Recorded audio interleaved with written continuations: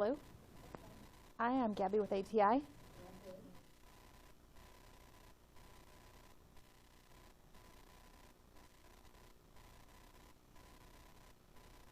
All right, so good afternoon. I am Gabby with ATI. And so we're going to go through and just kind of do the high-level website navigation. Again, very informal, so if you have any questions, please don't hesitate to ask. The first place I'm going to take you over to, so obviously once you log on to the atitesting.com, it's going to take you into the landing page, which is the faculty homepage. The first place I'm going to take you to is My Account. So this is where you go to make any updates to things like your credentials, address. Also, too, this is the person you're going to reach out to, your customer account manager, when you have questions around, excuse me, invoicing, or if you need to order any additional supplies such as textbooks or anything like that. So edit my profile. So again, this is where you're going to go to make any updates to things like your credentials, the change in an institution, your address, anything like that.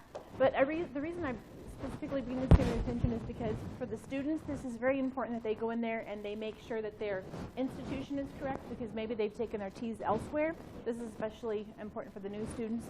And then also to their expected graduation date, because that ties to the cohort in the products page. So if that information does not sync up, they potentially will not have all the products loaded that they need. So again, here the students need to make sure they have the correct institution, and then the non-degree seeking box needs to be unchecked for students, checked for faculty, and then they need to make sure that they have the correct graduating month and year. The day is not as important, that doesn't tie to anything, but the month and the year ties back to the class in the products page. So just in case, sometimes we have that situation come up where a student comes in and they put in their product ID and they think they're good to go, and then nothing loads, and then everyone's frantic. They're like, what's going on? What happened? Things aren't showing up. And then we look over here on their profile and they're missing their graduation date.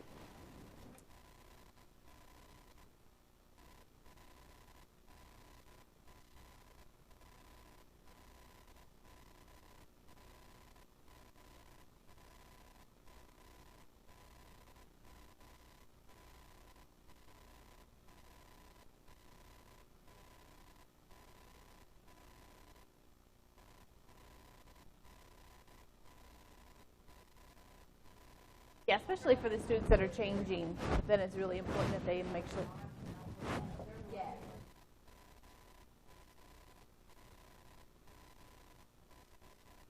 Yeah, absolutely. Perfect, perfect. All right, so the next section we're going to go out and take a look at is the ATI Academy.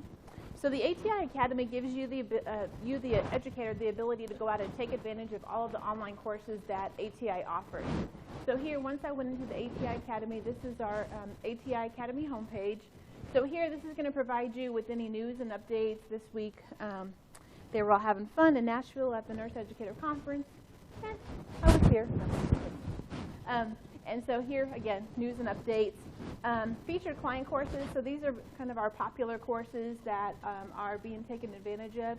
And then our educator forum. So this gives you, the educator, the ability to go out and take advantage of this forum. So this is open to all of our educators across the nation, not just the educators here within your institution. So maybe there's a hot topic going on. Recently, it's been flipping the classroom. There's been a lot of chatter around flipping the classroom.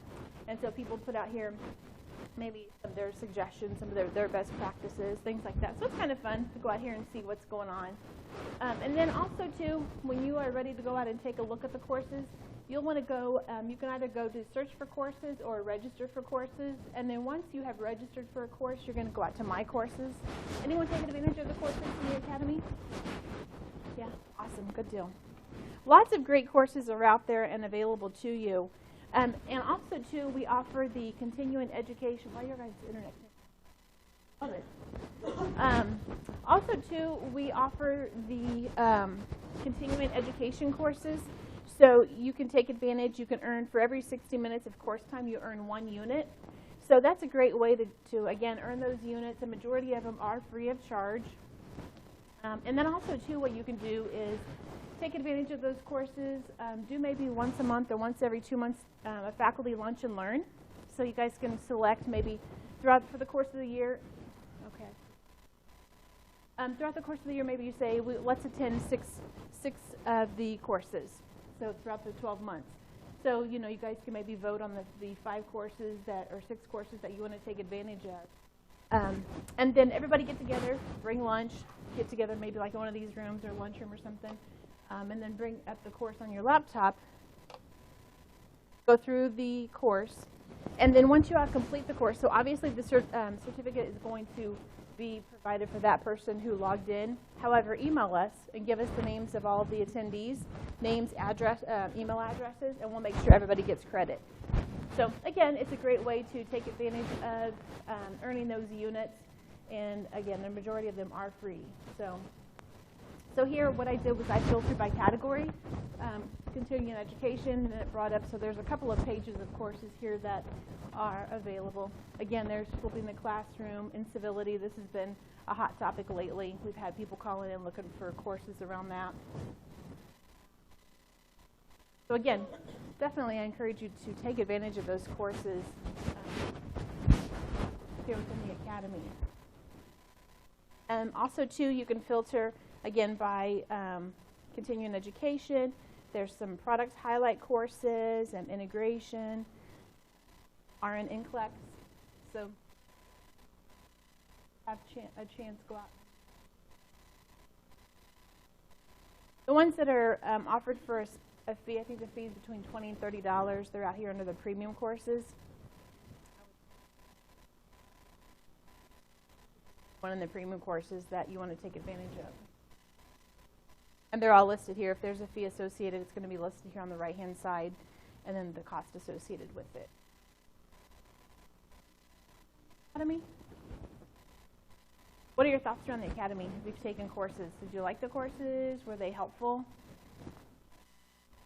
And then, too, after you complete the course, so the certificate is not going to be displayed immediately. You'll have to go through and do the little 5-question evaluation, and then your certificate will be available for you to download. So that sometimes confuses people just because of the fact that when I first went through it a couple of times, I was like, well, where in the world is my certificate? I've completed everything. It says completed, but where's the certificate?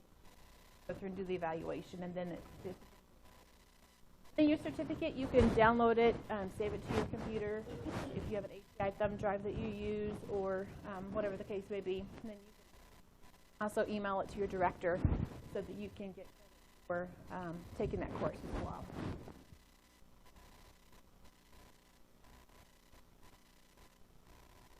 So that is, so we've gone through my account and then ATI Academy. So the next section we're going to take a look at is integration resources. So here, pretty much anything and everything that you want to know about ATI is going to be available here. We also refer to this as our tree of knowledge. So here, under assessment information, say for example, you're going to be administering a proctored assessment. You want to know how many questions are going to be within that assessment. You can scroll down here to the PN Content Mastery, depending on which program it is.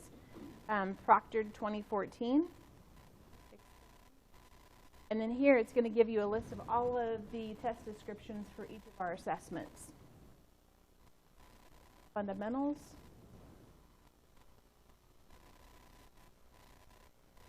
Here again, it's going to give you the description, how many items are on the assessment, and then down here towards the bottom, the number of minutes allocated to complete the assessment. So we average 1 minute per question. So this is nice, I mean, so that you can get an idea of what the proctored assessment kind of is around. Obviously, you're not able to go out and to preview the proctored assessments like you can the practice assessments. So this is helpful, again, to help you with understanding the related to that particular assessment.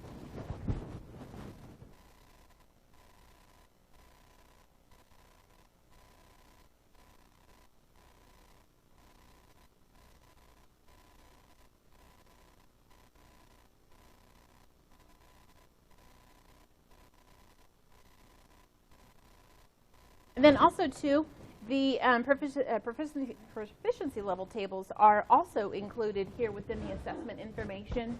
So if you are, talking to your students and they're trying to figure out what are their ranges, where do they need to fall, this table is out there and available, and it includes all of the assessments, the cut scores, and then and also too, it provides you a description of each of the various levels.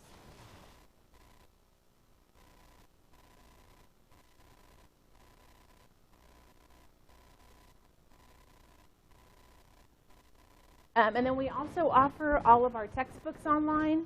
Do you guys take advantage of the online textbooks? Do you guys use the online textbooks? So I always encourage educators and students to go out and to download copies of the online textbooks, save them to either their desktop or to a thumb drive, just because of the fact, well, two things. First of all, you don't have to then log on to ATI. Second of all, you don't have to have access to the internet. So maybe you're traveling in the car, you're on the airplane, you want to do some planning, or the students want to do some training or some studying, then they can go out, they can access their online modules. They don't have to deal with taking their textbooks with them, and then it's easy access without having to log on to the internet or whatever. We'll bring up, so RN is getting ready to be updated. This is 2016, so along with the NCLEX. So 2016, I think towards the middle of the year, we should have everything updated. The comprehensive predictor, I think probably this month, the end of the month, beginning of May, it should be updated to reflect.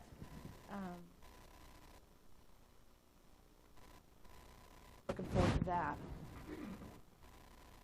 So to access the online textbooks, we're going to go out and just expand the RN Review modules.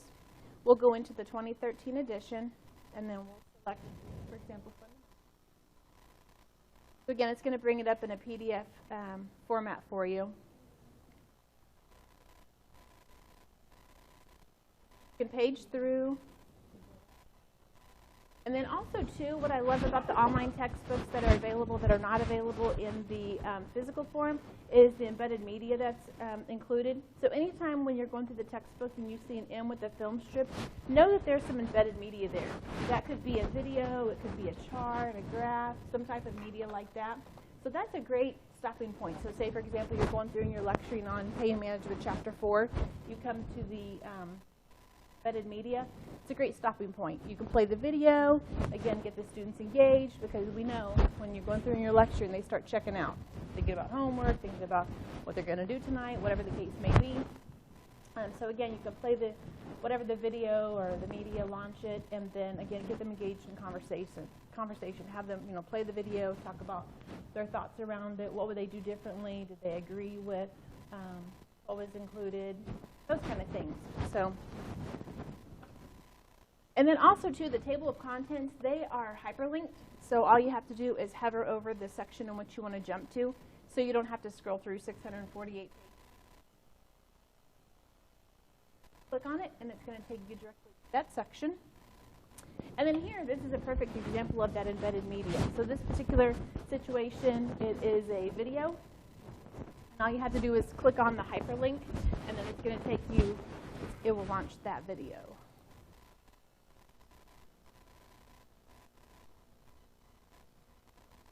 Very nice, very nice. Yeah, but I'm also going to show you a place where you can access it. And what also, too, it's closed caption is available. So if the students are in the library or something like that, they can mute their speakers or whatever, and then just watch the words. I mean, everybody has earbuds nowadays, but in the event someone doesn't, and they want to see the verbiage go across, then they certainly have the ability to do so. Also, too, what we have done is all of that embedded media, we've extracted it.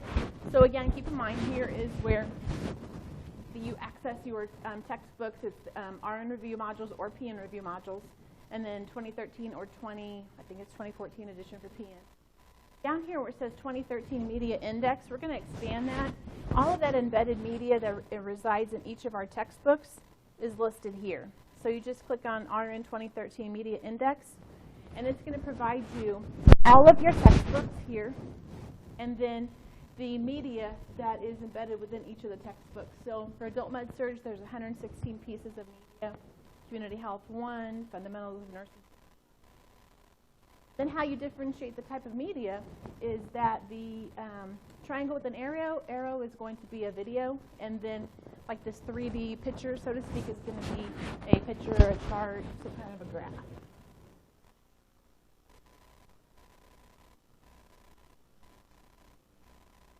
I always get a kick out of it. They're like, oh my God, it's so gross, and it smells really bad. I'm like, no, don't tell me that, please. So I love the media. I think it's great for the students too. The students also have access to this information as well. So yeah, lots of good information out there. I love it. A lot of people don't realize that it's out there and available. And they're like, oh wow, I didn't know it was there.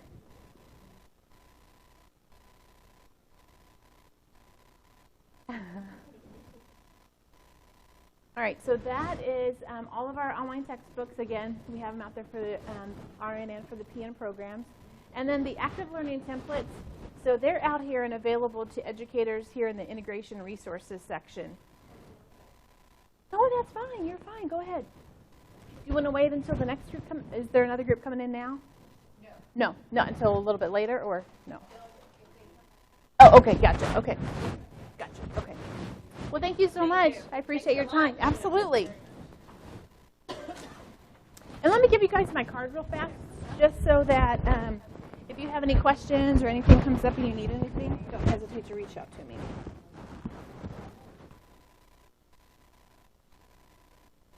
Here you go. Thank you so much.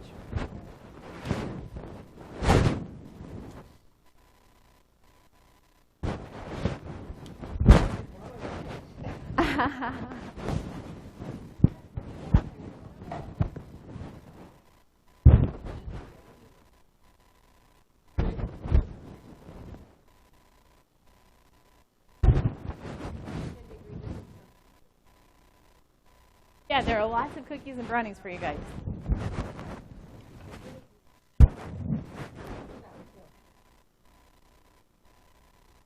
Especially where the vents are listed, or placed.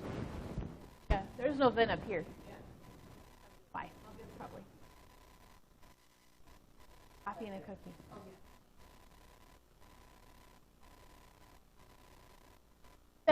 So again, the next section we'll look at is the active learning templates.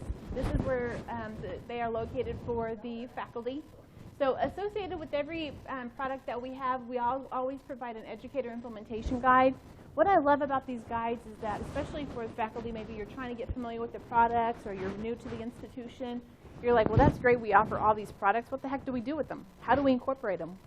And so we provide these guides for, again, all of our products. So for this particular one I'm going to bring up is for the active learning templates. So I'm going to go ahead and just launch it.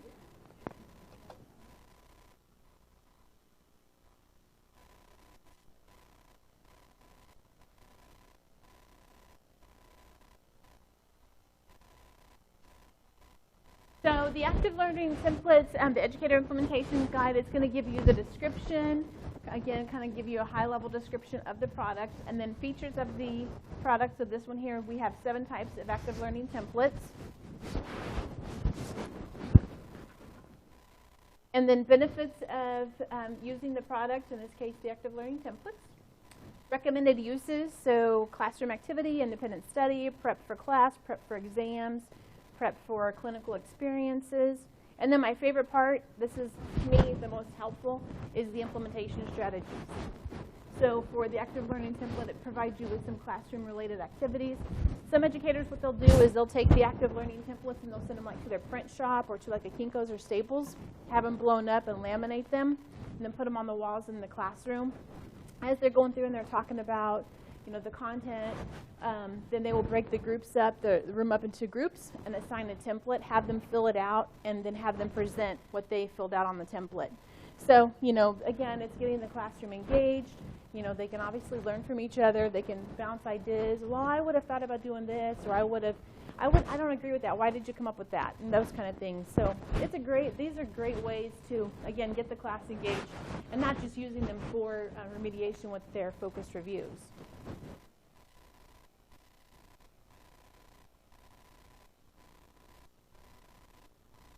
So down here, so again, these are the active learning templates. So all of the products that you offer, so real life, dosage calc, pharmacology made easy, skills, we offer the educator implementation guides.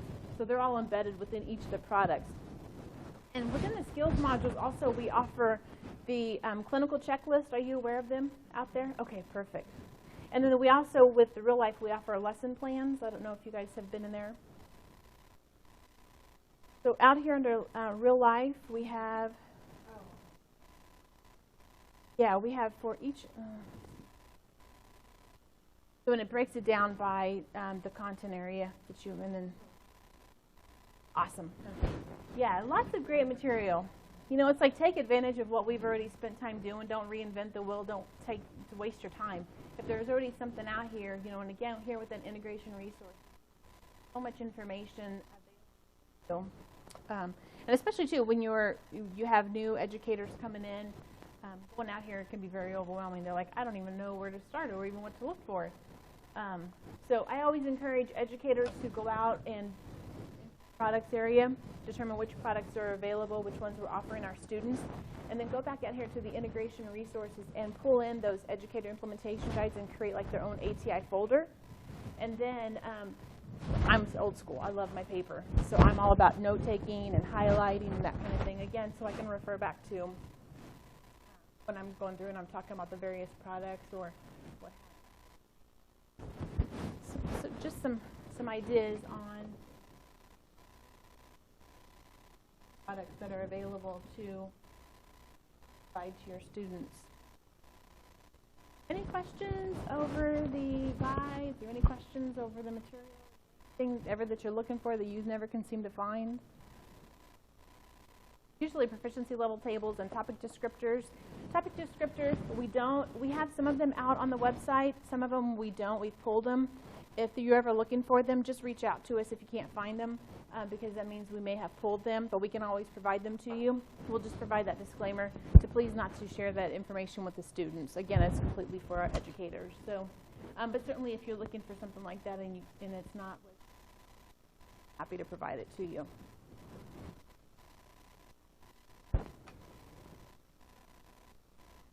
That was our integration resources. And then so our products page. So this is obviously where we spend a majority of our time and the students spend a majority of their time. So as you all know, you can select your institution and then you select your class. And then again, that's where that graduating month and year comes in to be a factor, why it's important that it's correct in the profile section, because again, it ties into that class. And then each class is assigned a unique product ID. So when all of your students come in initially, they'll need to make sure that they enter in that product ID associated with that class or that cohort. Especially it's important for those students who have left and they've come back in. And when they log in, they're going to still have the prior class's product ID.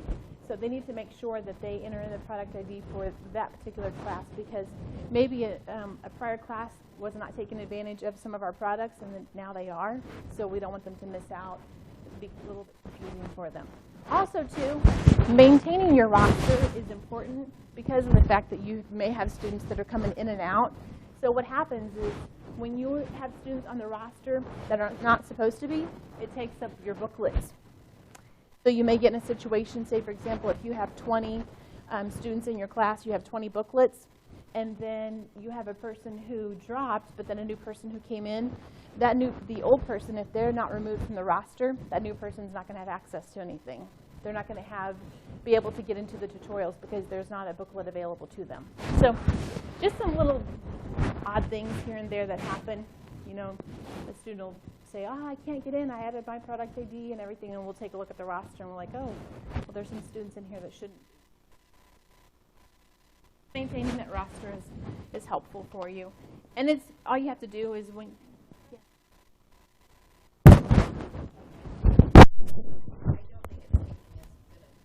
Oh, sure. No problem. Absolutely. Oh, yeah, absolutely. No problem, no problem. Sure, no problem. Absolutely. So here, to manage your roster, you would just go out to select your class. And then we're going to click on the little view roster icon. So again, that's going to bring up your list of students who have entered in that product ID. So again, if you have a student that comes to you and says, I entered in my product ID, but when I log on, there's nothing displayed, a quick check is you can go over to your view roster and see if they're showing up on this list. If they are not showing up on that list, then they did not enter in the product ID correctly. So they may have missed a digit or whatever the case may be, but that's an easy fix. just entering their product ID and again making sure that they have the correct graduation date. And then do you guys use the Generate Memo for your new students? Do you include that in your orientation or anything?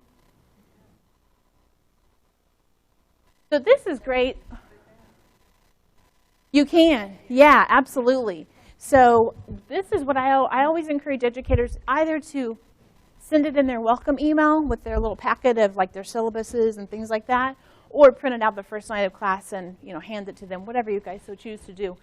But I love this because it gives it to them. It's here. You cannot say, well, I didn't receive it. Yes, you did. So, because sometimes, we'll write it on the board or whatever the case may be, and then they're not paying attention in class, and they leave that night, and they never captured the product ID. So this is going to give you, and also, too, what I like about it is because it gives them the information up here as well. Their class that they're associated with, their graduation date. So they can kind of check, too, and make sure that everything looks right and that they are assigned to the correct class, especially if you have a couple of classes going on, and first nights can be a little bit crazy. So again, you can print that off, save it, whatever the case may be. Any questions around the roster or the memos or anything, product ID? Have you guys had problems with the students with the product IDs? No? We've had some. Gotcha. Okay. Cool.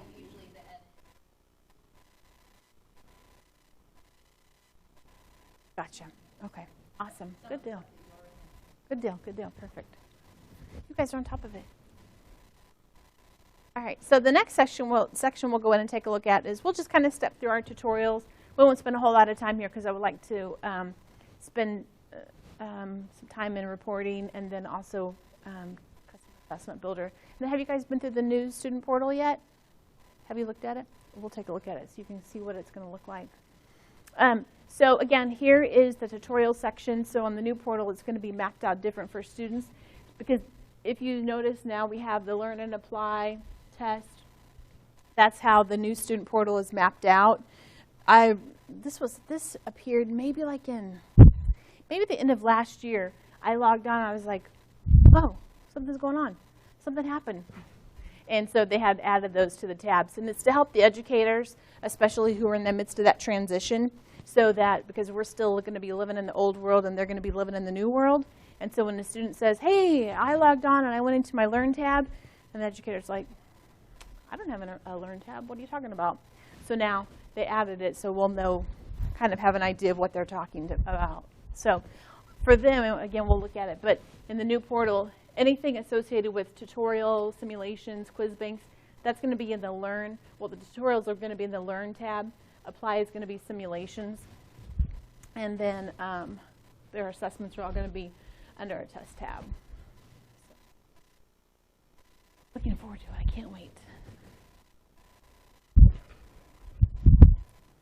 So here within the tutorials, obviously once you click on so say for example in the Pharmacology Made Easy, once you click on that plus sign to expand, this is going to give you a full view of all of your modules that are within the respective product.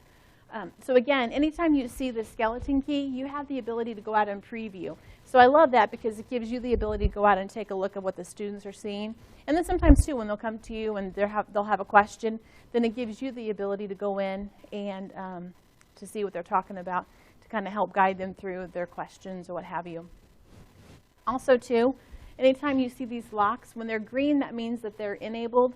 And if you click it, it's going to change to red. That means it's going to be disabled and it's not available to the students. So anytime you do make any changes, so say for example you are working in Pharmacology Made Easy and this is a new class and you don't want them to work ahead, you just want to leave Introduction to Pharmacology Made Easy available, and then you want to disable the rest of them. All you have to do is just go over and click each of the locks and make them red and then save changes. But if you don't save changes over here, save changes is not going to appear until you actually click the lock. But if you don't save changes, your changes aren't going to take.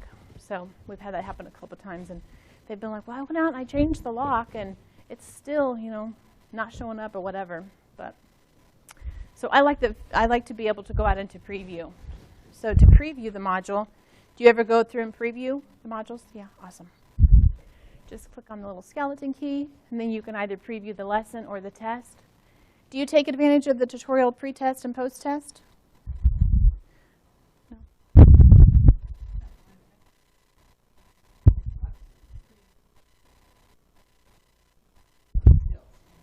Yeah. Yeah.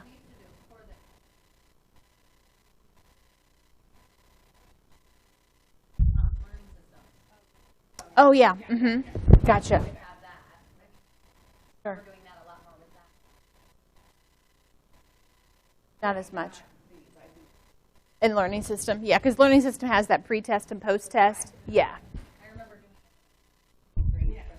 Yeah. Right. Is it? Okay. Okay. Awesome. So do you typically assign the tutorials as homework, or do you use them as in-class? Homework. Okay. Well, I like it because you can go out again, you can preview, I mean, you can see what the students are seeing, because so it can help you with maybe sometimes troubleshooting when students have questions, or, you know, they'll question the drugs or what have you. Then you can go out and see exactly what they're talking about, and again, help guide them through.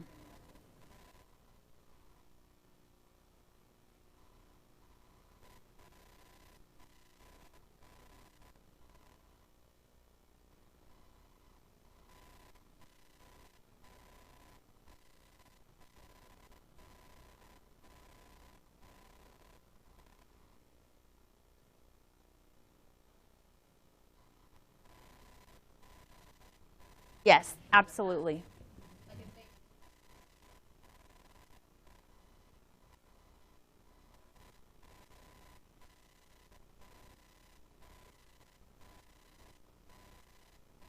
Right, right, absolutely. And you know, what we have done is, you know, we really align our products and our resources, our review modules to the NCLEX, so that, I mean, our goal is to really provide the students for the NCLEX. And so what we've tried to do is, you know, we're not here to replace their core curriculum, we're only here to enhance it. So what we've done is we've gone through and we have only provided like that core content that they really need. And we've tried to extract all of the fluff that is associated with textbooks. Again, not that we're trying to replace the core curriculum, but our goal is just to enhance it. So when you are looking at the review modules, you'll see a lot of times they're bulleted and there's not a lot of paragraphs and things like that. Again, the reason is we're just trying to provide that core information that they need to help them with the NCLEX. So same holds true for our tutorials. We always try to just provide that core information that they're going to need. Again, we want them to, you know, think of themselves as a sponge for this year, 2 years. So going through, taking notes, taking advantage of the rationales if they're turned on. Do you turn the rationales on? Yes? Okay, awesome. So yeah, in the practice test, do you typically turn them on first or when they do a retest? For practice assessments? All the time? Okay, cool. Yeah. And then what about set time between attempts? Do you ever use that? No. So what we do, I mean, this, again, is completely up to you, but what we recommend doing is setting this, because what happens is students will go out and they'll take an assessment, and they will not get a favorable score, so they will turn right around and retake the test. What they're doing is they're memorizing the questions and not the content, which is what we want them to avoid doing. So we encourage setting a time between attempts. I think 8 hours is good, between 4 and 8 hours, just because of the fact they are not able to go out and take that test again until they have done some kind of remediation. So, because if they turn right around, you can see in their transcripts, you'll see a student who they've gone out and they've taken a test, and then they turn right around, they went from a 50 to 100, and they went from 28 minutes to 5 minutes. Yeah, you know what I mean? And so you're like, wait a minute, okay, so clearly they are memorizing the questions. And when I talk to students, you know, I always try to explain to them, you're never going to see these questions again. You need to focus on the content. So you need to read the question, engage that critical thinking, think of the key terms that are being asked in that question, and then the answers that are being presented to you. They may all be the correct answers, but there's one best possible fit. And so, again, it's so important to focus on that content and not trying to memorize those questions because, again, you're never going to see those questions again. So,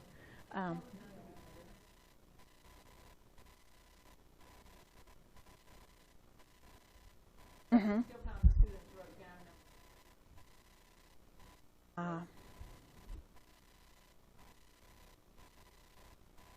Really? Yeah.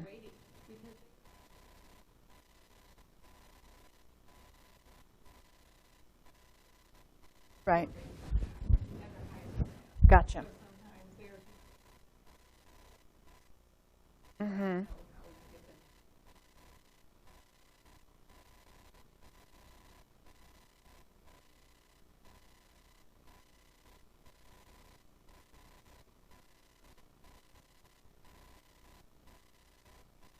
Yeah. Right, right. Yeah. Yeah. Well, and you know what? Unfortunately, it's, yeah, and there's no help for those students. So, yeah.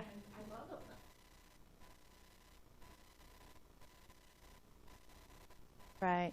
But, for those students who are really truly not engaged and they're just going through the process to go through the process, they're going to get weeded out towards the end anyways, because they're not going to they're really not going to succeed because, their mission is not is different, and so in hopes that they're not going to pass and they're not going to be on the floor caring for our family members, because if a student's not engaged and they're really not into it, I don't want them taking care of my family members, So ideally, they will get weeded out and they will not complete the program. Or if they do and they sit for the NCLEX, they're not going to pass it, And hopefully, at some point, there will be a light that goes on that says, hey, wait a minute, I need to turn this around. I need to get engaged. This is really what I have a passion to do, But something to think about. Things that make you go, So again, practice assessments. You have the ability as the educator to go out and to preview them so you can see what your students are seeing. Also, as you know, you can enable and disable, and then your rationales, you can enable or disable. Sometimes educators will disable the rationales for the first test, so the students can go through, take the test, see how they do. And then when they get ready for a retest, they will enable it so that the second test is not only a test, but it also gives them the opportunity to do some studying as well, capturing some notes. So again, it's completely up to you how you want to do that. Just some options out there.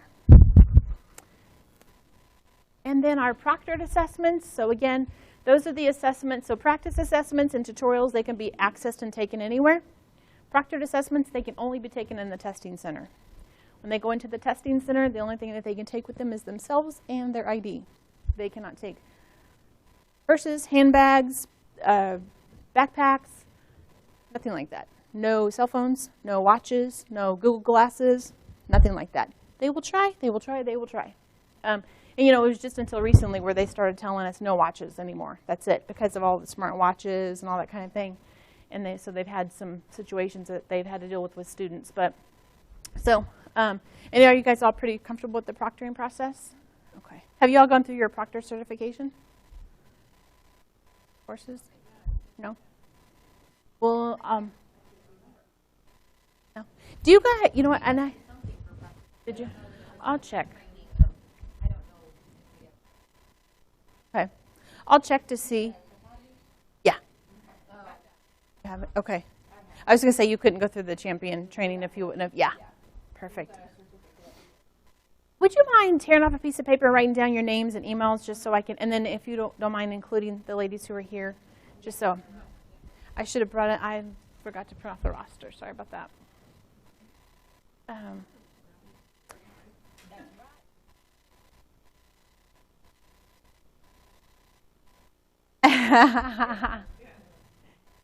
So I'll just double check and make sure that you guys all have completed it. And if you haven't, I'll load it for you and I'll shoot you an email, let you know it's out there and ready for you. It's no big deal.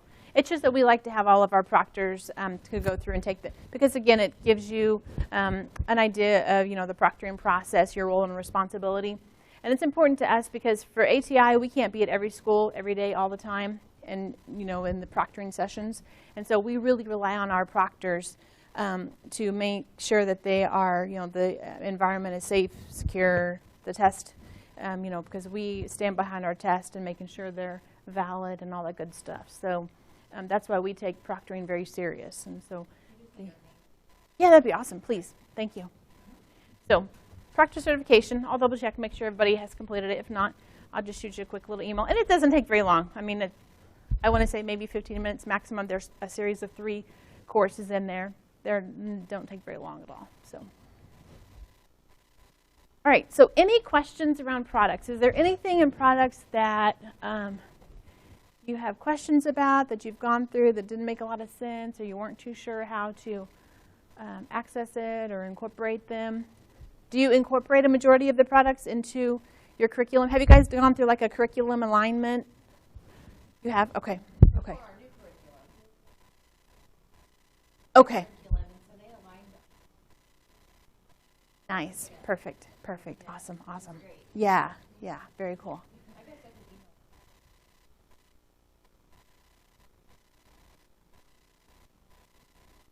Helpful.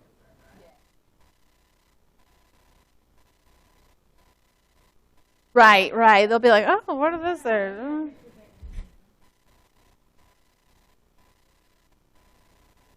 Yeah. The curriculum alignments are very helpful, so, I'm glad you guys. Did somebody come on site and work with you? No.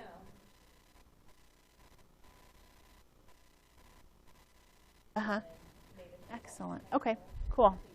Yeah, we went through that process. We revamped it, and so I have had the opportunity of seeing a couple of them, and they're very helpful. They appear to be very helpful, so awesome. Good deal. Well, we will go in. Do you want to talk about Custom Assessment Builder next, or do you want to talk about obtaining results? No preference? Okay.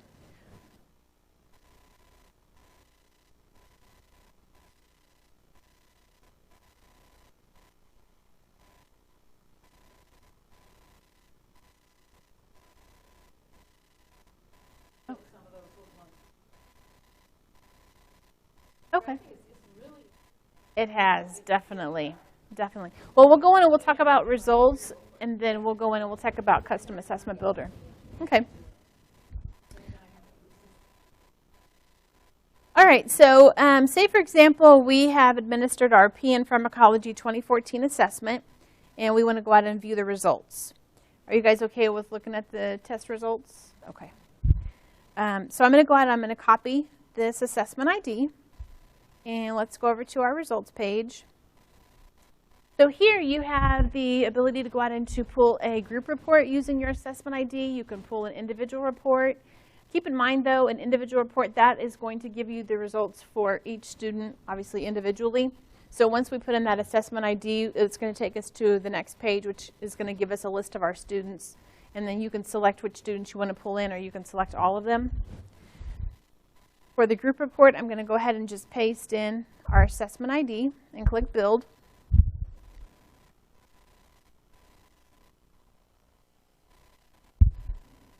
So here is our group performance profile report for our PN Pharmacology 2014. Your assessment ID, the institution.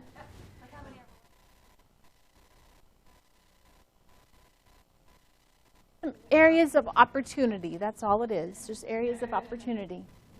So they had 50 questions. Their adjusted group score was 55.9, and then their group national mean is 53%, percentile ranking 70. And then again, obviously, their performance summary table. Level 2, you have 6. That's good. Level 1, 12, and then below level 1 is 3.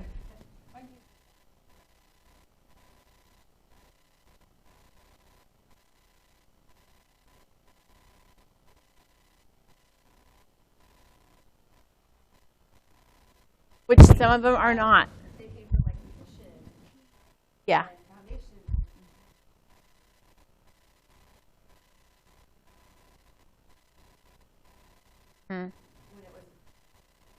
Yeah. Yeah, and I have, that question has come up in the past, whereas, when they go back to do remediation, it gives them all the other review, it'll give them like nutrition, and it's, and they're like, what? But I was focusing on pharma, so I get it. They haven't, yeah, right, yeah. I agree. I don't have an answer for you. I apologize. I mean, it's not a bad thing. Right. Sure. Absolutely.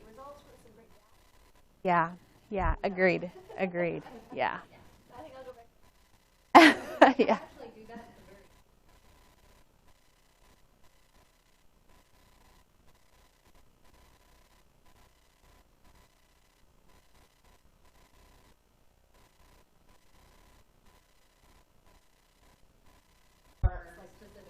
To pharmacology. Uh-huh.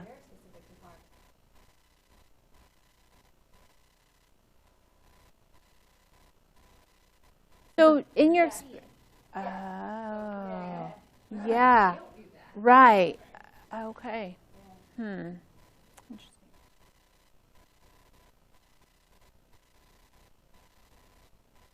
Yeah. Well, this topic has been brought up to me, so I have presented it to our content team. So we'll see. So if there's anything that comes up like that, I mean, definitely please let me know because, yeah,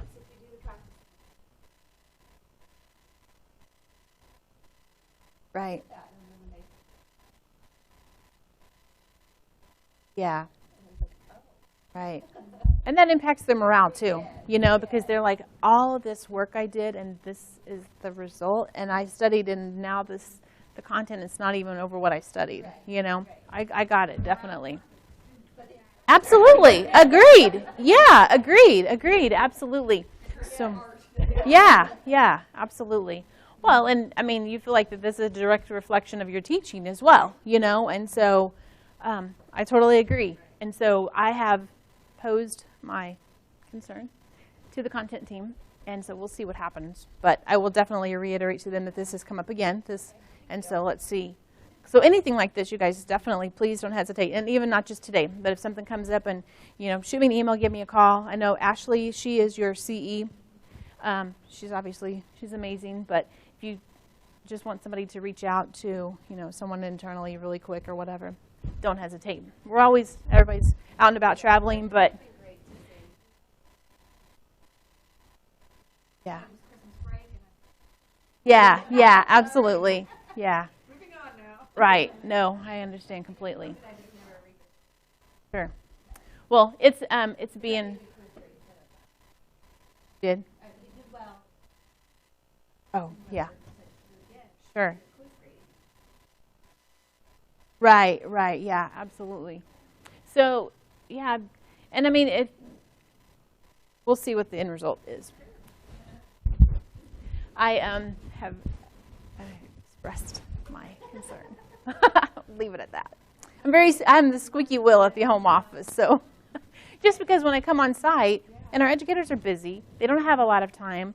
And if something happens and, it causes some issues or what have you, I'm like, hey, wait a minute, what's going on here? So, but we need the feedback because we can't make improvements, we can't make changes if we don't hear. So I always encourage our educators to please reach out. Let us know what's going on. Let us know when you're encountering things like this, because otherwise we won't know and we'll think everyone's happy and going along. And until, at the end when you get ready to go through a review and re-sign the contract, and then they're like, well, this and this and this. And we're like, well, wait a minute, we didn't know about what was going on. You know what I mean? So I always like to avoid those kind of conversations. So I like to nip things in the bud up front. So you can go on and do what you do best and not have to mess with our silly stuff. So, and then also, too, here it breaks it down further for you. It gives you that subscale area. So, again, this is from a group perspective. So this really helps you with understanding how the group performed, and then maybe those areas that you want to tweak and add a little bit more emphasis on, or maybe talk to the students about it. Obviously, this was not a good example, but no, hey, it's.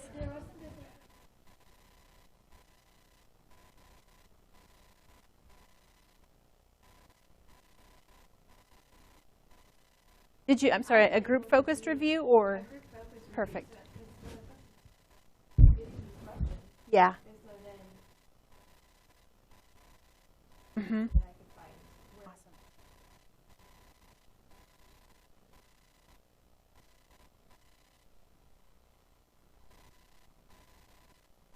Ah, okay.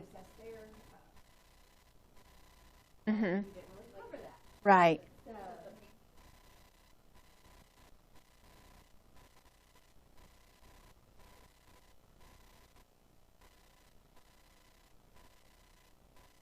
Right. Yeah.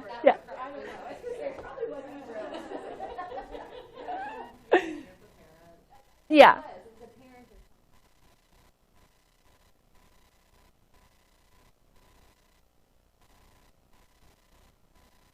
Mm-hmm. Yeah.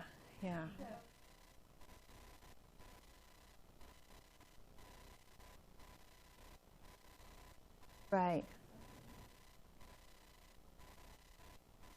Yeah, definitely. And there is also, too, on the how-to section, that guide that helps you with walking you through the steps for creating that group focus review, just so you know. It gives you kind of the step-by-step. And then also, too, here, so this is going to give you, again, your topics to review. But the problem is with the group reports is that it doesn't give you your review modules and your active learning templates. All it does is kind of break it down for you, your content areas, and then your sub-content, and then your topic areas, so to speak. So creating the group focus review gives you that, gives you your review modules and your active learning templates. And then obviously the individual reports also give you the same information. And so the individual report that you have access to here, and then also I'll just show you real quick. Your outcomes are available, and then your second to the last page always provides the individual scores. So again, the student's name, their proficiency level, and then their score. And then the last page of our reports, we always provide a score explanation and interpretation. So just in case if anyone has any questions about the level or the scoring, that kind of thing, you can always provide them with this. So the individual report, which this is the one that you have access to. This individual report, this is going to be the same report that the students receive in their focused review. It's called the assessment report. So here, once I put in that assessment ID in the individual report section, this is what it brings up. Here's a list of all the students who took that particular assessment. So you can either keep them all checked, or you can uncheck them and just select a couple of them. You want to look at their reports from an individual perspective. Also, too, you can export the information in Excel. I don't know if you prefer to work in Excel versus PDF, but you can certainly do that.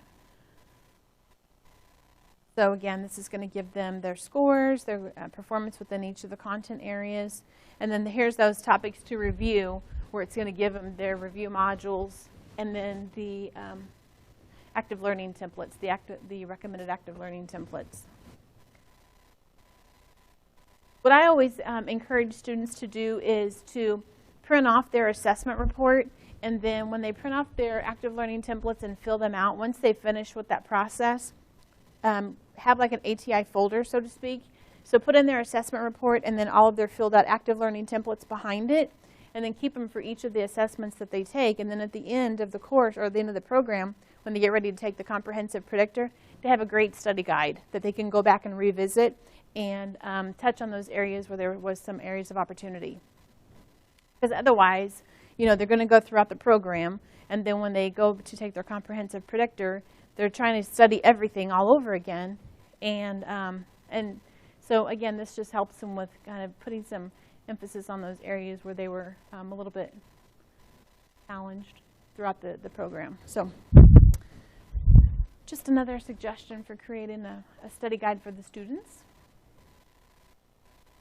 Any questions over the reports here?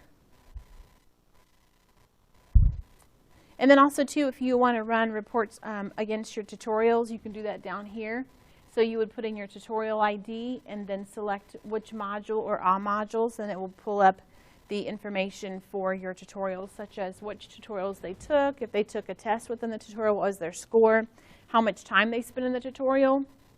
So if you assigned a module as homework and you said, you know, I need for you to go into area management of skills modules, I need for you to spend 1 hour, have that completed by Wednesday, you can go out and run this tutorials report to see the time that they did spend in that module and if they did complete the 1 hour minimum. So these reports are good. Also, too, the report wizard, this tab is going to give you the ability to print reports, the same reports, but you're going to go about it a little bit different. So you're going to go out here, you can select either a group report or an individual report. Also, you can go out to access the individual transcript if you're going to meet with a student and you want to talk about how they're doing in the program and address any concerns that there may be. But this is going to give you the option to go a little bit different way. So you would go out and select if it's a group report, and then you would select your assessment that they took, and then build your report that way. Do you guys use the quick reports or the report wizard more? Yeah, me too. I feel like the report wizard, I mean, to me, it takes a little bit too much time. Do you ever use the reporting dashboard? No? The reporting dashboard, it is in beta, so my disclaimer is it runs a little bit slow, but I love the details, how it's laid out. It's much more, in my opinion, easier to follow, easier to read. So we're going to go out here and we'll click on Go. So over here, you're going to select, obviously, here's your institution, and then you will select your class.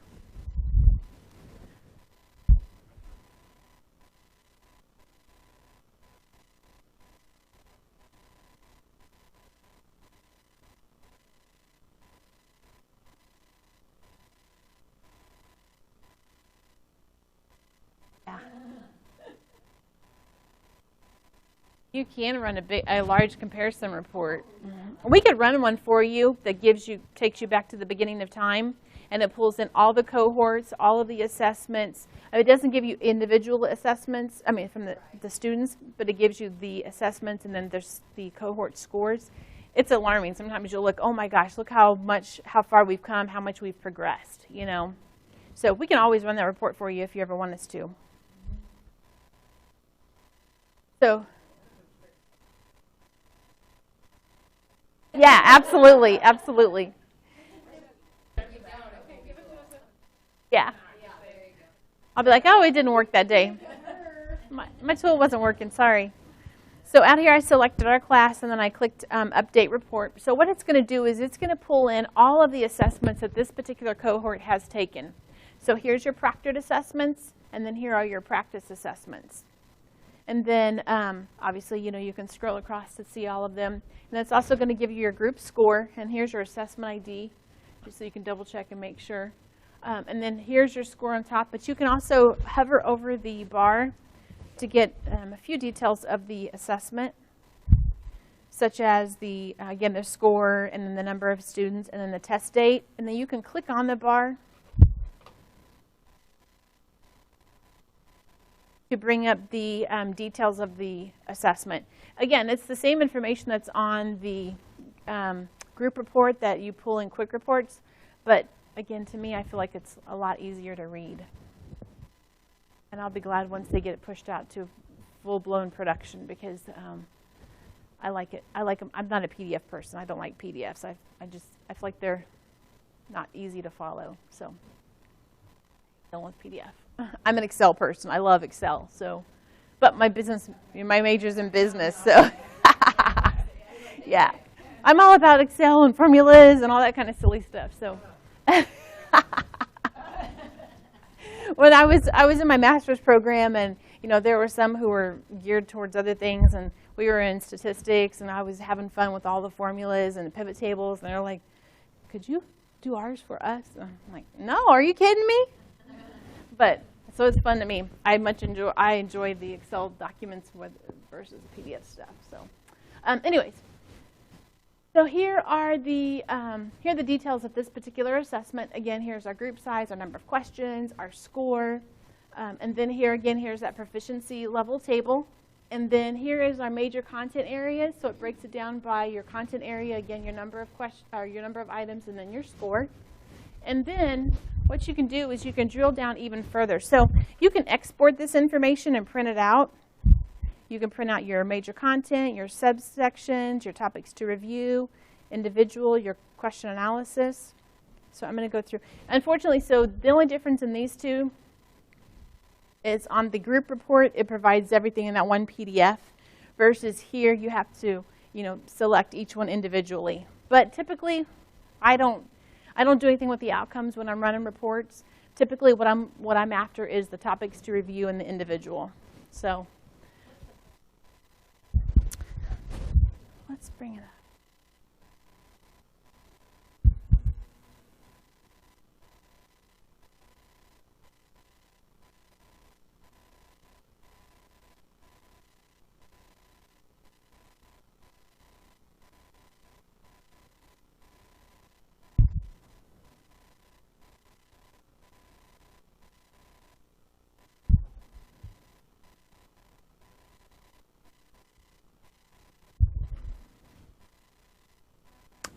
So it gives you, so in your coordinated care, advanced directives section, description, legal responsibilities, whether they answered it correct or incorrect.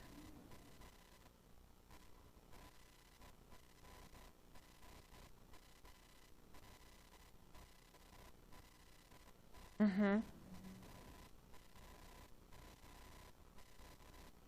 That's there and available to you.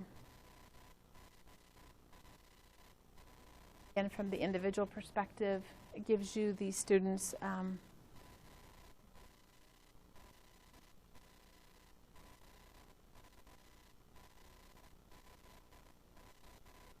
then also to provide you with their proficiency level. Which I like this. I like this report. Because on the group report, it'll give you the proficiency level, but I don't know, for me, I like the look and feel of it much better.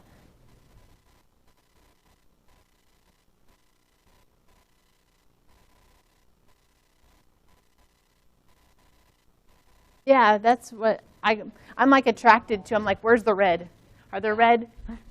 I want to see red. That means what's going on. So, yeah. Yellow, I'm like, we're good there. We can bypass that one. So, anyways, I like the dashboard. I use it a lot. That's kind of my default to go out and when I'm trying to do some troubleshooting when clients have what have you.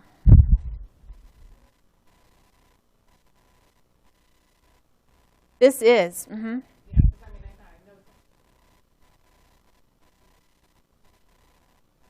And it breaks it down here for you. So like here's your right here. Mm-hmm. And then you can also run these reports from an individual perspective as well. So for each of the cohorts. Again, just like when you're going to run an individual transcript, and maybe if you want to meet with the student or you want to see from an individual perspective how the student is doing in your cohort, then you can also run it here as well.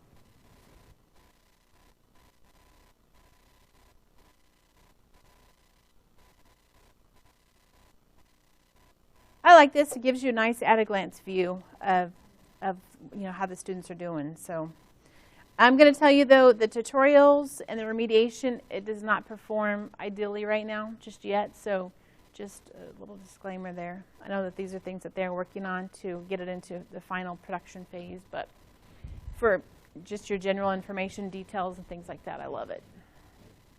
So any questions around results?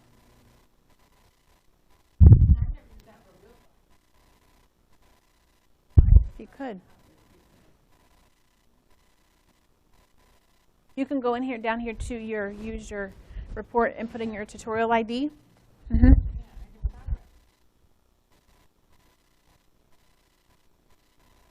Yeah. Right. It would, absolutely. Mm-hmm. Because when you're looking at their transcripts, you have to go through all the material. Yeah. Yeah, you end up with 105, 200 pages, depending on how many students and where they're at in the program. So.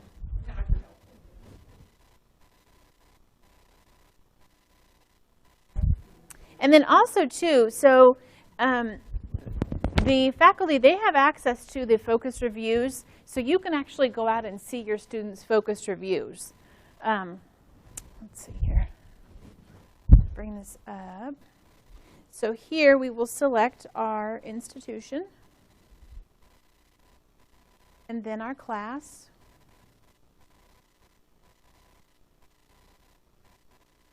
And then you would select your assessment.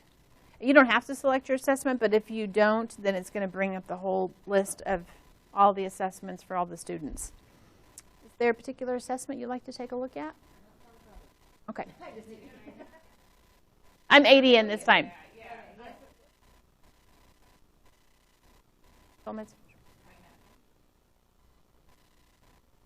Nope.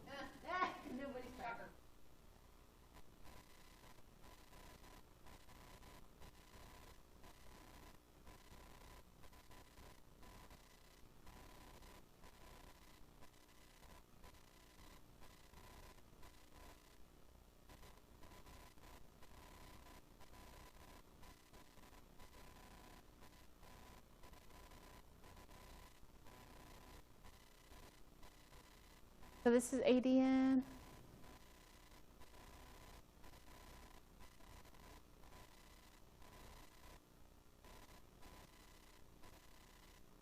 Oh, yeah. What about fundamentals? I would think fundamentals.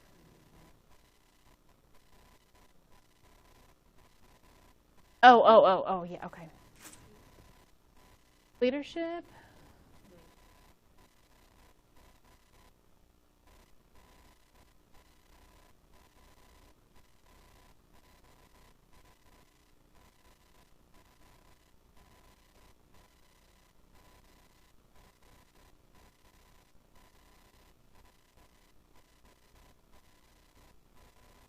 Well, once they take an assessment, whether it's a practice assessment or a proctored assessment, and if there's a focused review, whether they did it or not, it should drop in here. And if they have done it, it's going to capture their time. If they haven't, it's just going to say 0.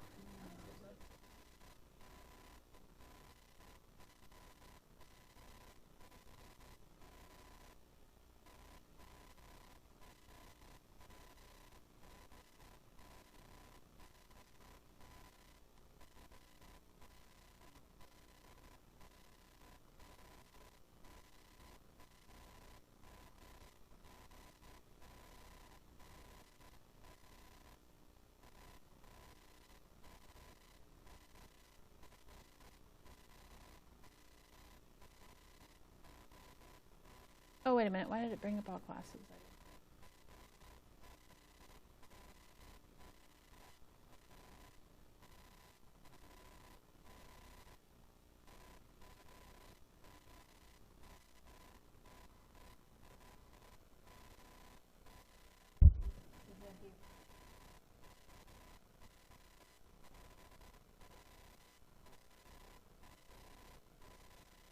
So here, this one is the focus review for the comprehensive predictor. So again, this is exactly what the students would be seeing as far as from a focus review perspective. So it gives them the name of their assessment, their content area, and then it breaks down for the subscale items. And then two, so here we provide them with videos or web page dialogue. And here, just so you know, because what happens a lot of times is that students will go through a couple of them, and they'll watch the first frame or two, and they're like, this is the same video over and over and over. You have to get past like the first couple of frames, and then the content will change in relation to the area that you're focusing on. So some of the videos are repetitive throughout the focus review tree. I don't deny that, but sometimes I think they get a little impatient. Yeah. And so they watch one frame, and they're like, oh, because the nursing process, you know, it has the little circle of the implementation process, and so they'll see that, and they'll be like, I've already watched this. I don't need to watch it again. Take a couple of steps further and just make sure. So in case if they ever come to you and they say anything about it. But then also, too, within their focus review, again, this gives them their review module that they need to go back and remediate. Again, we don't give them the questions that they missed because it's irrelevant. Again, we want them to focus on the content. And so we give them the chapter in their review module as well as the recommended active learning template.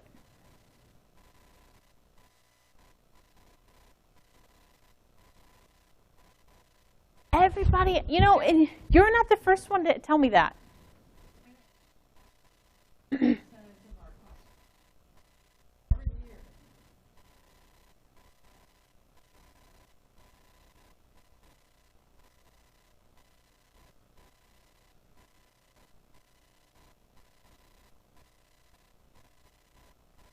Oh, okay.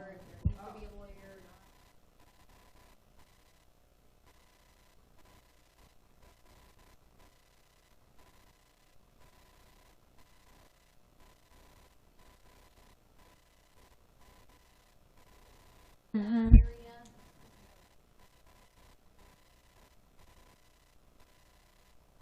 Right, right. Probably so. That's probably the case. Yeah, exactly. Yeah. You know, and I've had a couple of, when I've gone to a couple of schools and they've said this, they're like, why is it this question? Why do we keep missing this question? I'm like, I don't know. I would love to know. I wish I had access to some of these assessments. Yeah, there you go.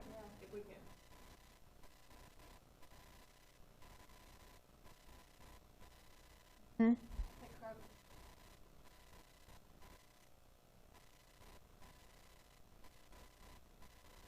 What do you guys think of real life? How do you like it? Yeah. We've gotten a lot of really positive feedback, and we hope to expand and offer more. So that would be awesome. I've been through a couple of them, and I killed my patient. So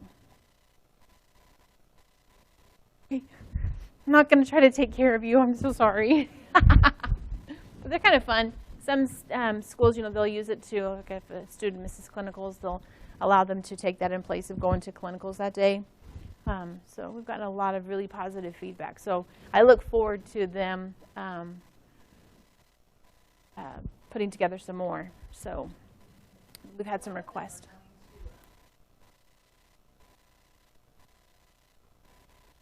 Yeah. I like the real life. Yeah. But the thing about real life, Right. and that's when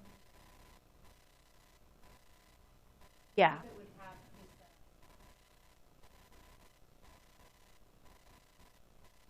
be said.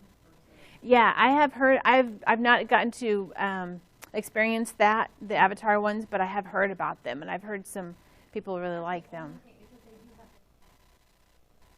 Yeah. I think that would help. Mhm. They knew the way. Yeah. Well, how they. Sure. But they.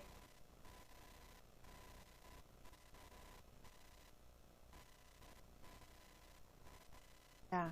I don't know.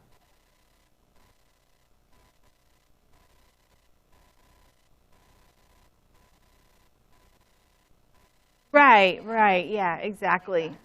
It's like, which do you, because they associate it as real life. They try to make it as real as possible, and I think that they try to capture that with, the videos of really going in and interacting with the people. So they would lose that. But, it's like kind of,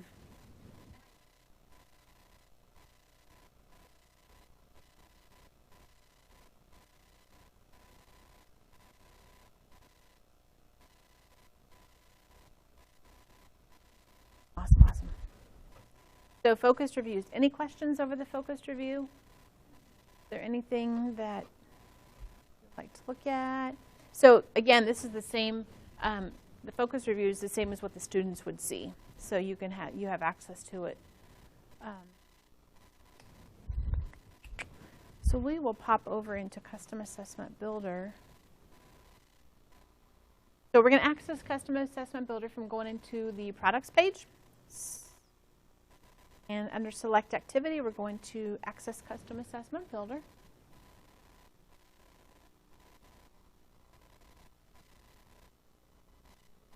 All right, so here, if you have already created some assessments, typically they'll pop up here.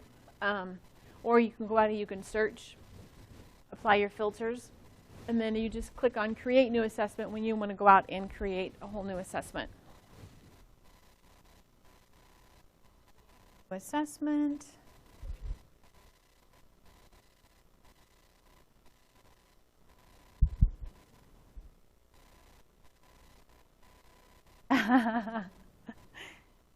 Irritating that I have to go through that process. I'm like, ugh.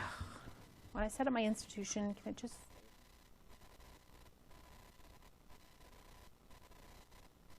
So we're going to go out, we're going to assign our assessment name, and then our assessment type, whether it's practice, proctored, or paper pencil. So we'll do a practice. Topics to review, I always leave on. And then forward only, again, that's if you are wanting to give that student the experience of when they're taking the NCLEX where they can only go forward and they cannot go backwards to revisit their questions. And then calculator, I always leave the calculator on. Again, we want the students to get comfortable with using the online calculators because when they sit for the NCLEX, they're not going to be able to use a physical calculator. Most of them nowadays, they all use the online and they're fine with it, but I just like to make sure that it's available. And then here, this is where you're going to define who has access to your assessment. So the default is me only, and then of course your director has access. If you're working with a colleague together, you guys are working on certain content area and you want to share your assessment with them, you can certainly do so. Or you can share with everyone here within your institution or your consortium. So completely up to you. I always go with me only. And then we've changed the default. So in the past, it was always all active in future classes. Now with the new CAB, we have the default, the specified classes. I always go back to all active and future because I want to be able to use my assessment. Once I've spent the time of creating it, I want to be able to reuse it. So I'm going to go out here and say all. I'm going to go ahead and say yes. Then I'm going to click continue. So here, same situation as before. As you're progressing through creating your assessment, if you get interrupted, you don't have time to finish it, save and continue later so you don't lose the work that you've put into it thus far. I'm going to go ahead and click continue. So here, this is going to give you your bank of questions. So we have 3,182 questions available to us. The max number of questions that we can pull in is 250. So you can go about it one of two ways. Say, for example, if you did filter on a certain content area and it brought in 200 questions, you could add all the questions at one time. You don't have to go through and select add, add, add. But if there are some questions here on this page that you do want to add, you would just click add to assessment. You can also add a custom question. Just keep in mind when you add your custom questions, you're going to have to go from start to finish. So your questions, your outcomes, your rationales, your answers, all that good stuff, you have to provide all that information. So, and then over here, you can select, so your default is going to be your ATI, whether it's RN or PN bank. And then if you have any custom banks that you have created, you would select from here in the drop down. And then here's all of your filters. So I always think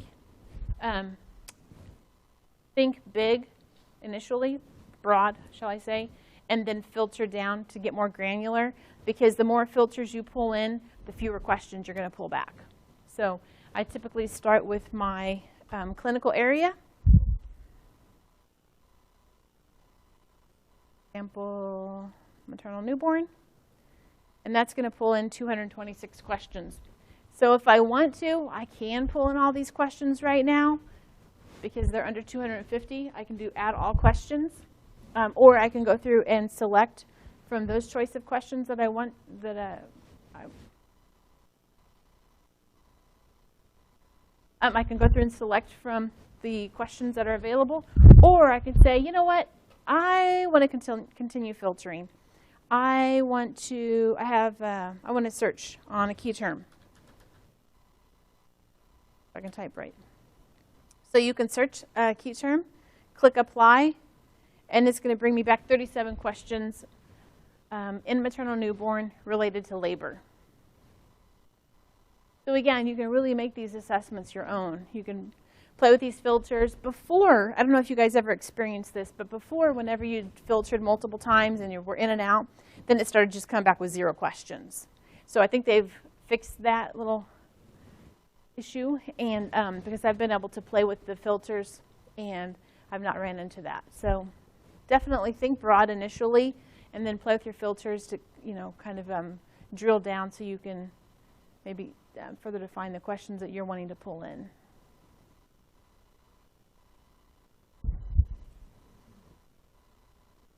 Then also too, you down here, yesterday I had somebody, they were wanting to pull in all hotspot questions.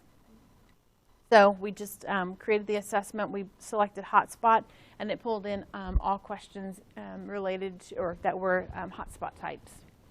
I don't know what they were doing, but I didn't ask. So anyways, you definitely have the ability to go out and to further define the types of questions that you would like to pull in.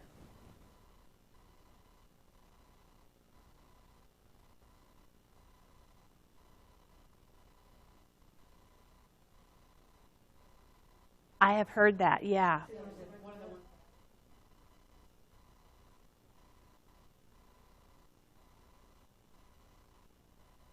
Yeah.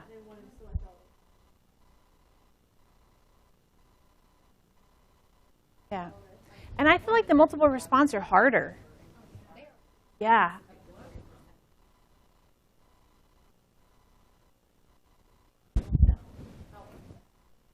Mm-hmm. Mm-hmm.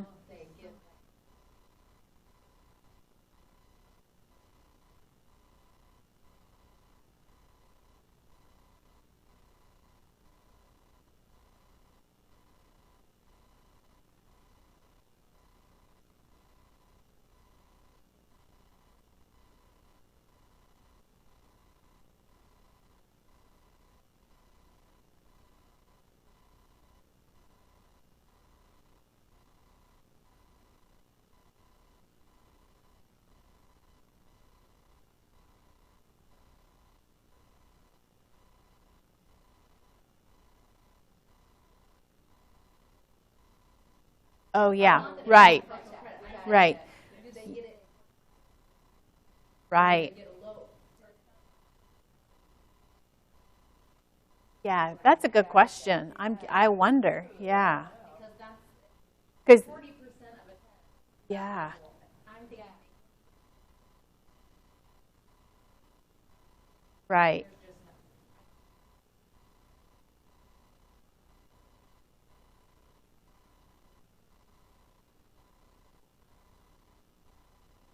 They are, absolutely.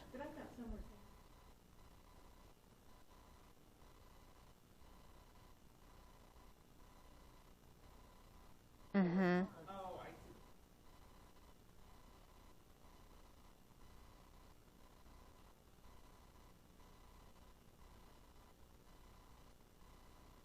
RN? Yeah, RN. Oh.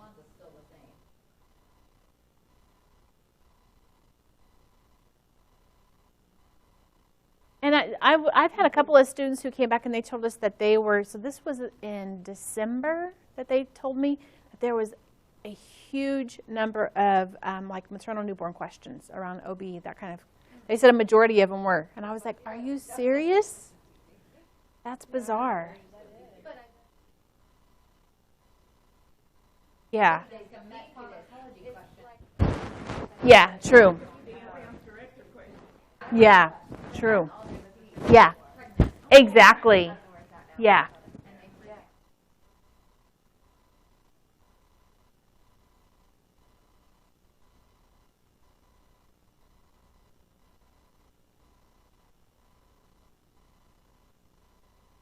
Mhm. Yeah, true. Yeah, absolutely.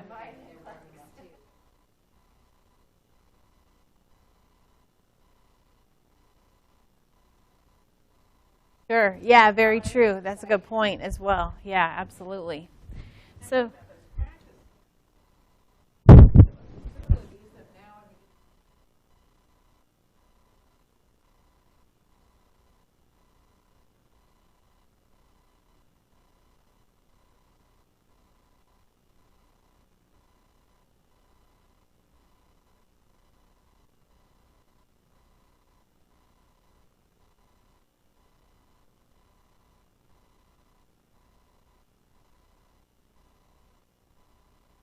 yeah, because cause, there you go. What more to do?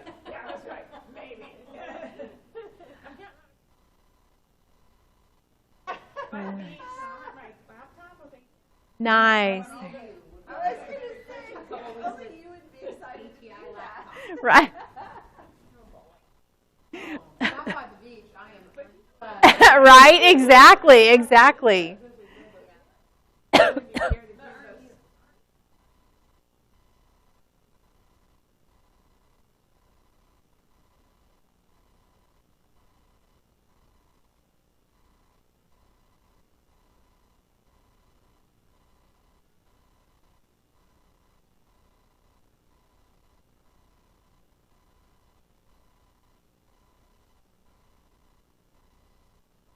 Ooh.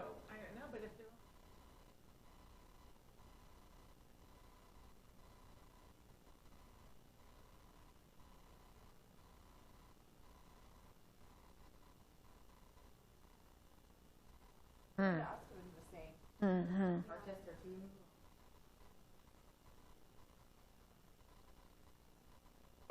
There you go. Absolutely. Right?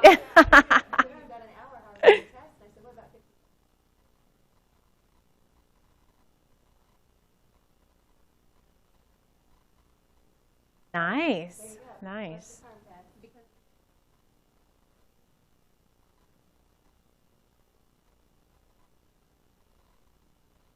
Students are taking, those students.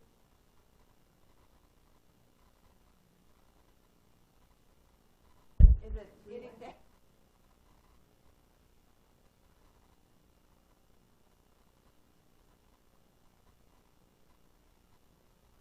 Oh, yeah.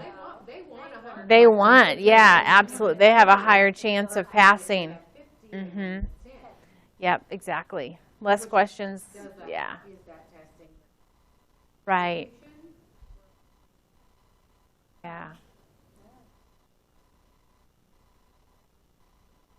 Hmm. Because they're. Yeah, right. Yeah. About 50 questions.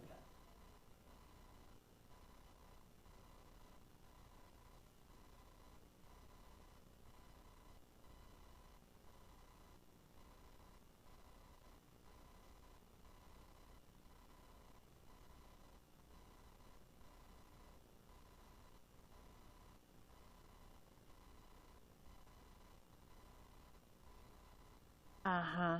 Yeah. And I mean, ours, we have some of them that are 90 questions, and I'm thinking, oh my gosh, I mean, that's a lot. I check out mentally. I'm not a test taker, and so I was also going to show you in integration resources. There is a critical thinking guide for students that you can share.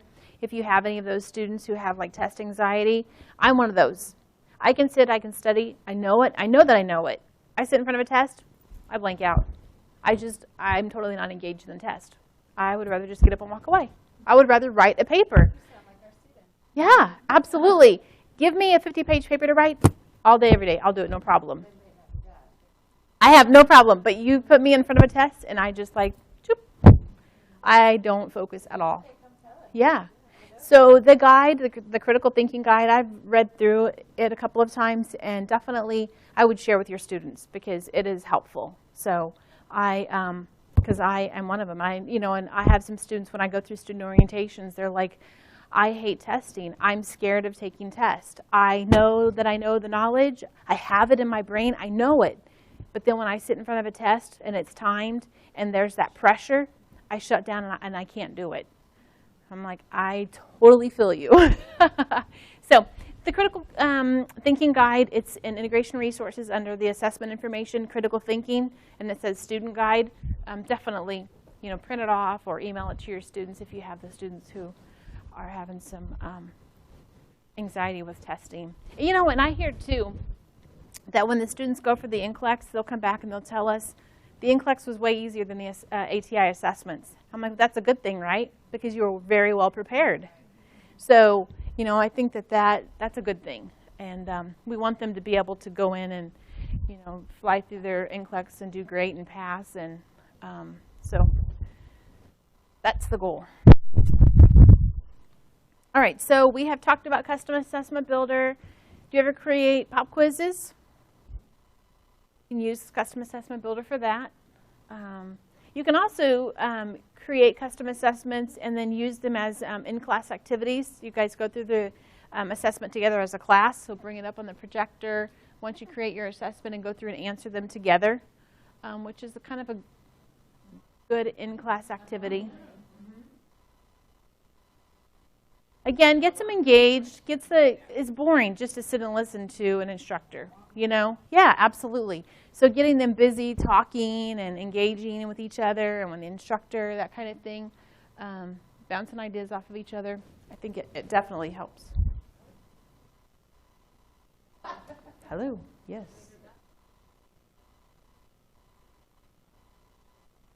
It's been, wow.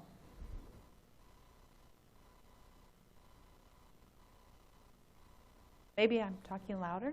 No? All of a sudden now, all right.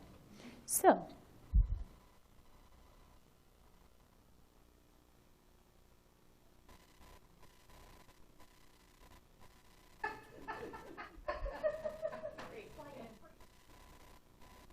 oh, you're fine. So now I'm going to log off, and now I'm going to return down. This is good. Maybe it might capture me now, you think? It's been capturing you. I can, You there's good? a little bar over there where you can see. Okay, cool. So the next thing we'll go in and we'll take a look at is I will log on as a student so you can get an idea of what the new student portal looks like. I may have to.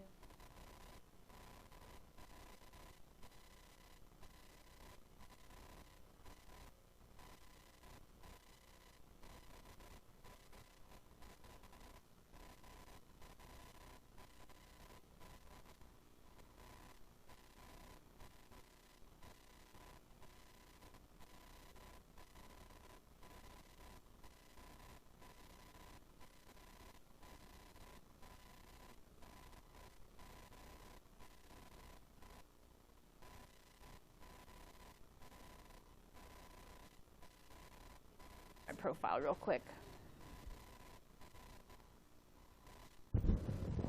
I don't see this. Oh, yeah, it wasn't moving. Okay.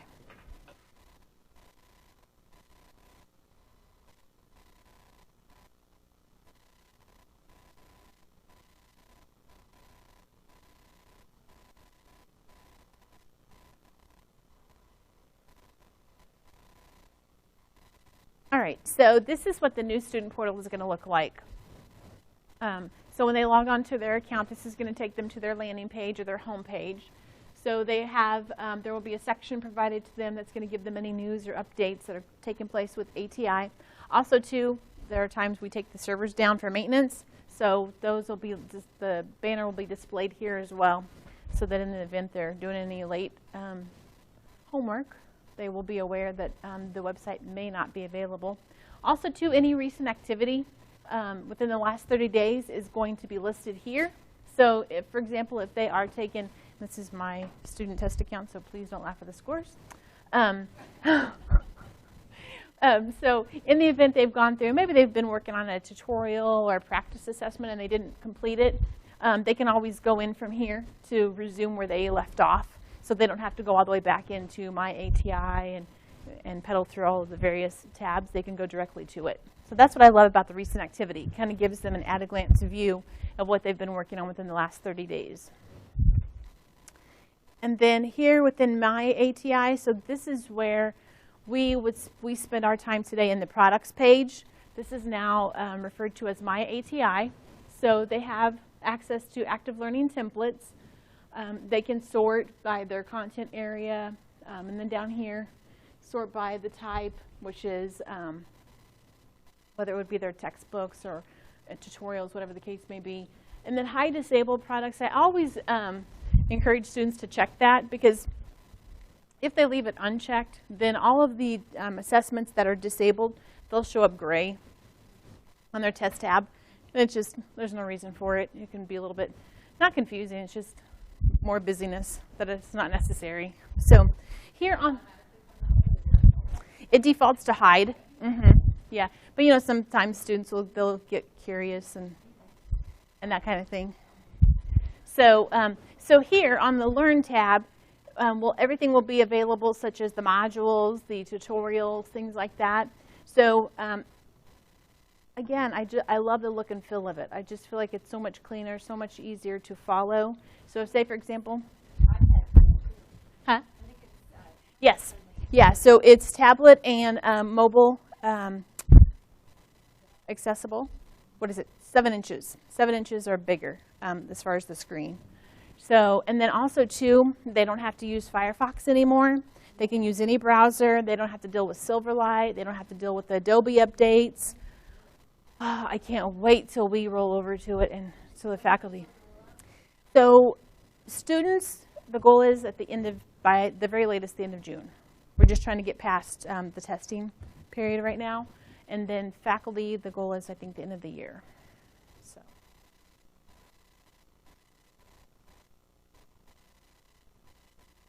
Everything will carry over. And it's going to be a hard switch.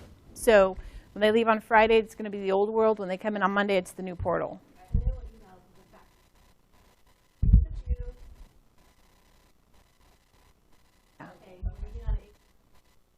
Yeah, and I'm going to, yeah, right, yeah. Yes, ideally they will. Fingers crossed. I know, yeah, and then December was kind of rough for us. So, things of the past. But in the how-to tab in the faculty portal, there are some great videos and some PDFs that you can provide to the students. I would encourage you to start talking to the students about it, encouraging them to go out and try the beta version, because when they log on as a student today, they can click on try it now, and they can go into the new, it's the beta, so it's not everything is there, but at least they can get comfortable with the new look and feel, so it's not like, oh my God, what happened on Monday? What happened to my stuff? I can't find anything. So hopefully to minimize that anxiety that, because, you know, obviously when they log in on Monday and it's completely changed, they're going to have a lot of questions. So, but I feel like it's pretty intuitive. I feel like once they bounce around a little bit, and click on the various tabs, they'll get pretty comfortable with it pretty quick. So, again, the Learn tab, the review modules, they'll be listed here as ebook, and then they just click on where it says ebooks, and it's going to bring it up for them. So they'll have access to the textbooks, which are here on the left, and then here's those media resources here on the right, which I love. I love that they've put it, because now, before I feel like you're hunting for everything, now it's visually laid out for you, and it's, from a usability perspective, it's, in my opinion, spot on. So I like it. A lot easier. So I'm excited about it. I can't wait. I think the students will be excited about it as well. And then I don't have any here, but the tutorials, they'll be listed here as well. And again, it's this tile-based environment, so to speak. So it'll list like Pharmacology Made Easy, and then they'll just click on to begin to access it. And then the test tab is where all of their practice tests and all of their proctored assessments are going to be housed. Again, they can view by the types, whether they've accessed them or not, and then if they're looking for, say, for example, they're going to take a proctored assessment, they can select proctored or vice versa, whatever the case may be. So here, it starts off with your practice assessments. So again, it's the name of the assessment. If they have already taken the assessment, there's going to be a retake button up there if one is available, such as for the practice assessments. Also, too, if they have taken an assessment and their results are available, it will be displayed as results. If they've not taken it yet, it's going to say begin. And then there is also where, I don't think I have one, but it'll say continue. So say, for example, they've been working on a practice assessment and they stepped away, logged out or whatever. They can come back into it and they can resume where they left off. They'll just click on, it'll say continue. So I like it. And then to view the results, they'll just click on results. And this is where also, too, when they go out here for, I don't have an example of it. I need to go out and play with my test account. But they will have a box up here that says focused review, and that's where they will go to create their focused review. So they'll click on focused review, and then it's going to take them through that process of selecting their topics to review, whether it's the all of them or the percentage that they want to pull in. So that box is going to appear right here if there's one available. This is a custom assessment that I was playing with yesterday or the day before, and so there's not a focused review for it. But so again, it just provides the students with the results of their assessment so they can go down, drill down further to get the details of the assessment and their scoring, which obviously I did not do for you. And then also, too, they can download the report. It's there and available to them.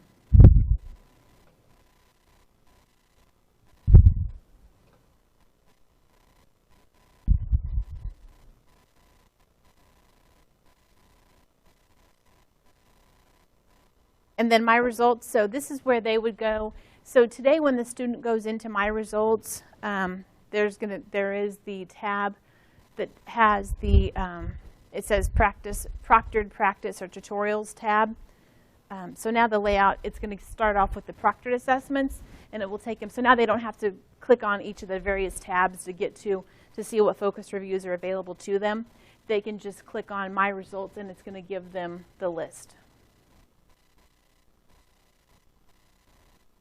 So again, it starts off with the proctored assessments. And then, say, for example, they were working on a focused review. Here on the far right-hand side, here's focused review. They would just click it, and it's going to bring up their focused review. Same information, same content, just the layout is different.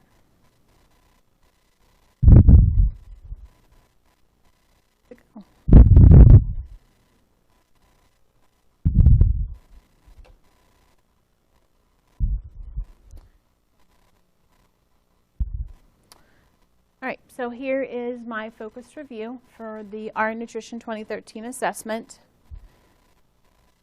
And then here is that assessment report. So this is that report I was telling you about that I always encourage students to go through and print off, which it's the same as the individual report, and check off, their content areas as they complete them, and then use that to create that study guide.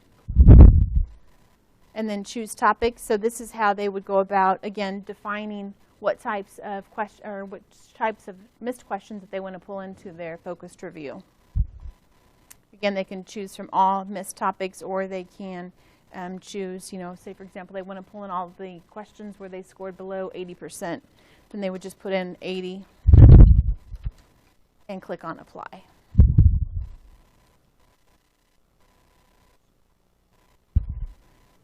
Those areas. And then they can also export the information. But again, here are the review modules, and here are the active learning templates that are available to them. Do your students usually print them out and handwrite them, or do they do them online and then save them to like their computer?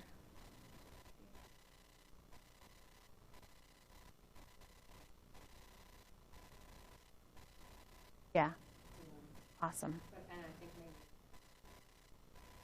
Online. online, Yeah. Right. Awesome. Yeah, because we have a tendency to retain the information, I think, better when we print them off and handwrite them versus copying and pasting. But if they do want to save these so that they can fill them out online, they need to save them and then fill them out. If they try to fill them out here, it won't work. So they'll have some problems.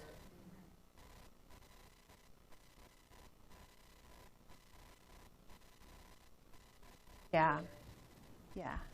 And two, it's like when you have your active learning template here in front of you, you can go through and, walk through your review module that's online.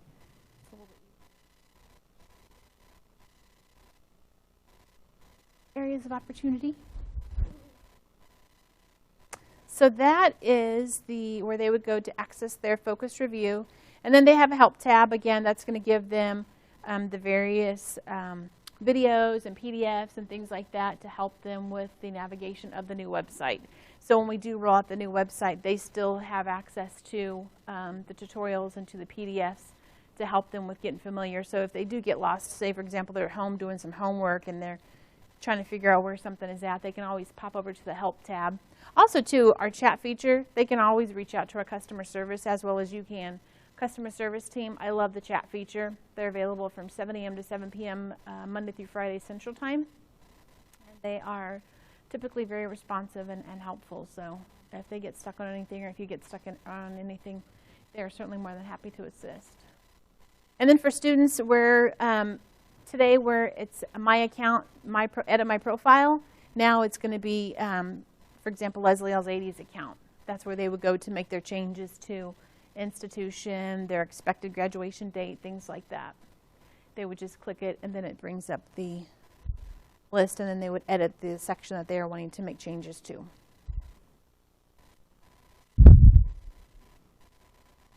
Any questions over the new student portal? No. I'm going to take you in real quick to the. So how late are we going till? Do you know? Okay, all right. I wasn't too sure, so with my timing being a little confused. And my first name is Leslie, my middle name is Gabrielle, so that's why I go by Gabby. I've had people, they're like, who's Leslie? That's me. I thought it was maybe your kid's name. Yeah, no. No, just my furry cat, and her name's Amira. She's on all my passwords, so.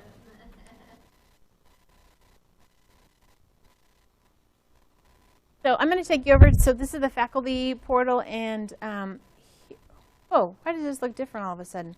Oh, they took out the message from Greg that was over here. Wasn't there the message here early? Yeah, there was something there. Yeah. I'm like, whoa, wait a minute, what's going on? Whenever I see anything on the website, I always call them immediately, and they're like, oh, here it goes. Like, there's a misspelling. They're like, all right, thank you, Gabby. Or one time they put the incorrect date on the banner, and it was like midnight, but I just so happened to get on the website, and I will do that off and on, and I was like, there's a misspelling. The date is wrong. So I called, and they're like, why aren't you asleep? I'm going to check out the website, make sure everything's the way it should be. I'm in front of the clients, right? And so I am out here, and so if we have a wrong date, and then we have, someone's complaining because the date didn't match or whatever the case may be, I'm like, let's prevent that from happening. I don't want to cause any confusion for our clients. So anyways, the how-to tab. So again, out here, this is for what I refer to as the old world, these videos here. But what I was suggesting you do is might share these new student portal videos and PDFs with the students now, just whenever, maybe like towards middle of May or end of May or whatever. Again, just to kind of get them familiar with the new look and feel of the portal. Product training. So this is where you can go. We were talking about creating those group-focused reviews. This is a great guide that helps you with creating those group-focused reviews. There's a couple of things that you have to do to make that happen. You have to go out and close the assessment. And so this is going to take you through step by step on how to go on about doing that. So great guide out there. And then we have our, so they're back out here. They had pulled these, the custom assessment guides down, but they're back out there now. So the user manuals are out there for the new custom assessment builder. Very helpful. So definitely, if you guys have any questions or you're wanting to know kind of step by step on how to use custom assessment builder, that is a great guide that's available to you.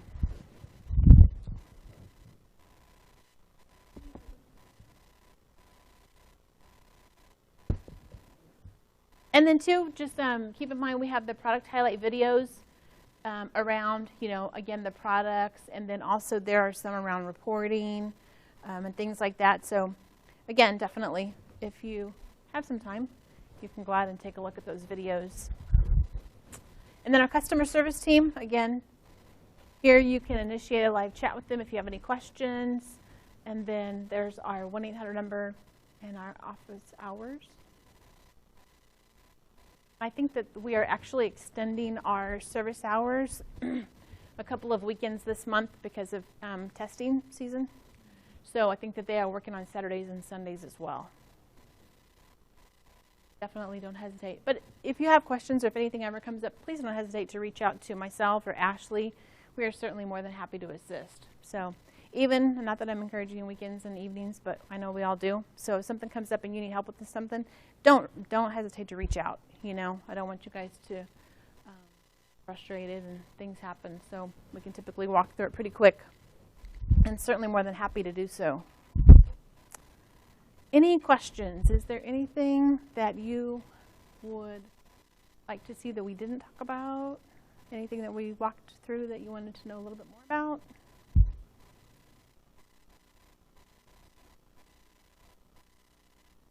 Everyone's like, no, it's Friday. I want to go home. Yeah, absolutely. Okay.